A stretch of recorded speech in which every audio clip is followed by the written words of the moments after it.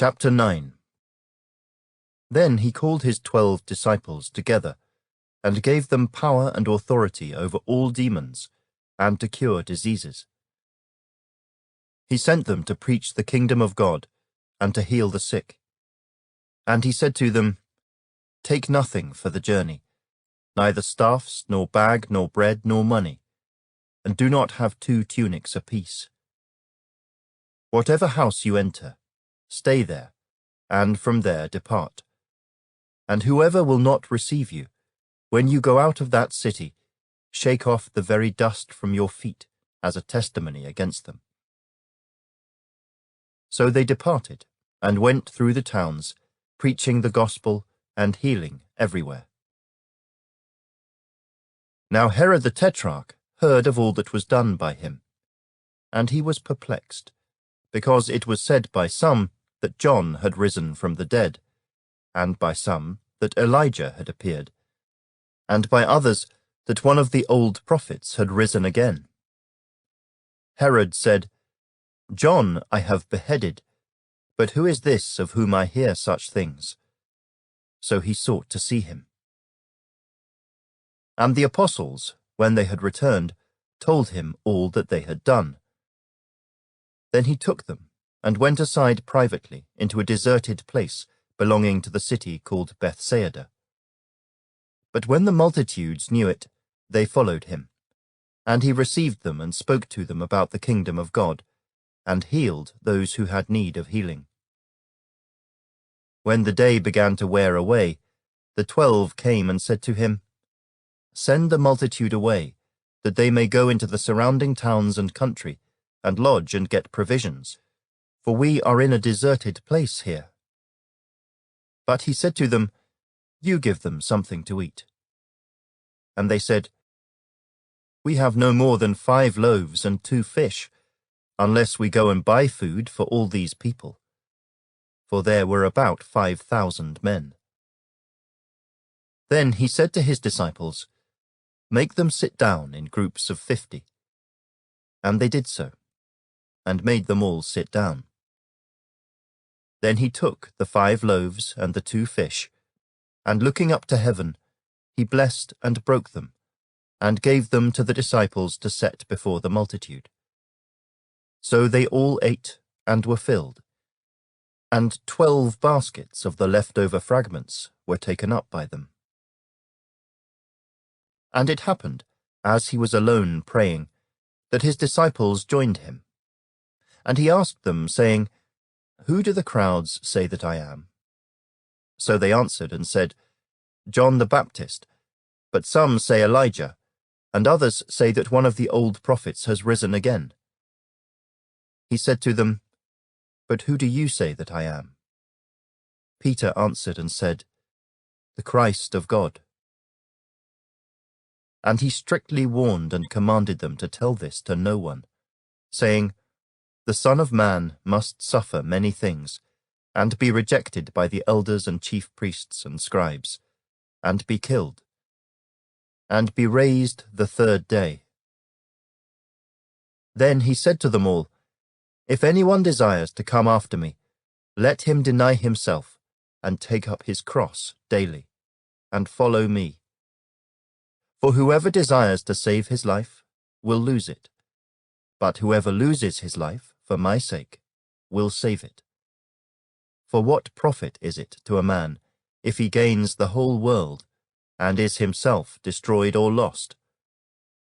For whoever is ashamed of me and my words, of him the Son of Man will be ashamed when he comes in his own glory, and in his Father's, and of the holy angels.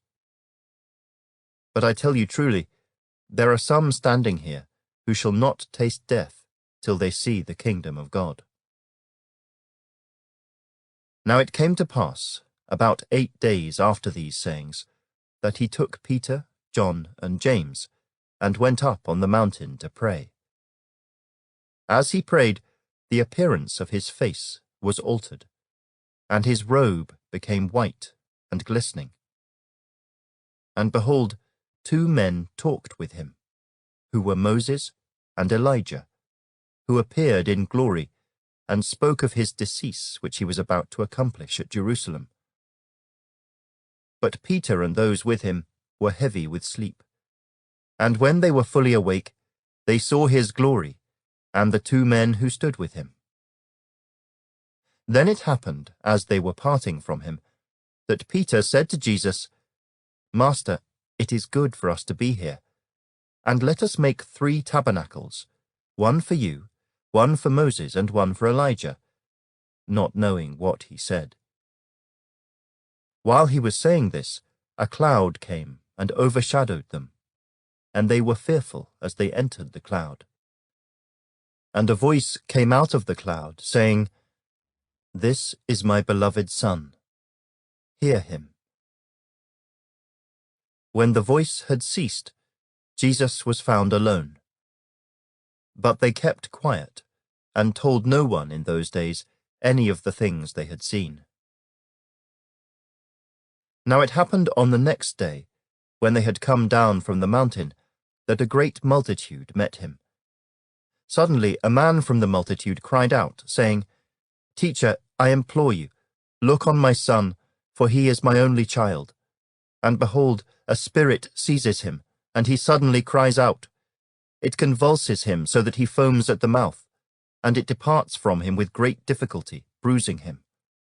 So I implored your disciples to cast it out, but they could not." Then Jesus answered and said, "O faithless and perverse generation, how long shall I be with you and bear with you? Bring your son here." And as he was still coming, the demon threw him down and convulsed him. Then Jesus rebuked the unclean spirit, healed the child, and gave him back to his father. And they were all amazed at the majesty of God.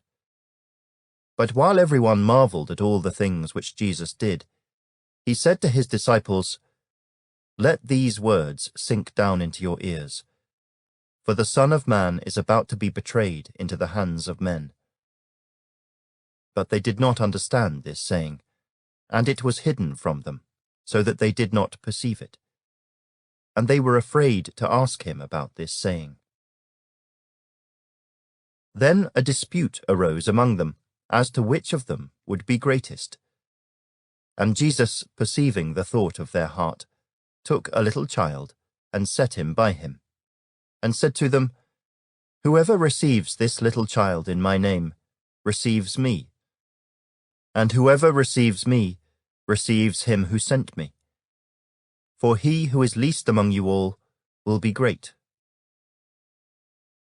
Now John answered and said, "Master, we saw someone casting out demons in your name, and we forbade him, because he does not follow with us." But Jesus said to him, "Do not forbid him, for he who is not against us is on our side." Now it came to pass, when the time had come for him to be received up, that he steadfastly set his face to go to Jerusalem, and sent messengers before his face. And as they went, they entered a village of the Samaritans to prepare for him. But they did not receive him, because his face was set for the journey to Jerusalem.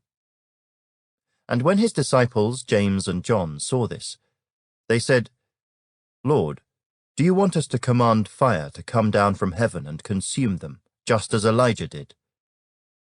But he turned and rebuked them, and said, "You do not know what manner of spirit you are of. For the Son of Man did not come to destroy men's lives, but to save them." And they went to another village. Now it happened, as they journeyed on the road, that someone said to him, "Lord, I will follow you wherever you go." And Jesus said to him, "Foxes have holes, and birds of the air have nests, but the Son of Man has nowhere to lay his head." Then he said to another, "Follow me." But he said, "Lord, let me first go and bury my father." Jesus said to him, "Let the dead bury their own dead, but you go and preach the kingdom of God." And another also said, "Lord, I will follow you, but let me first go and bid them farewell who are at my house." But Jesus said to him, "No one, having put his hand to the plough and looking back, is fit for the kingdom of God."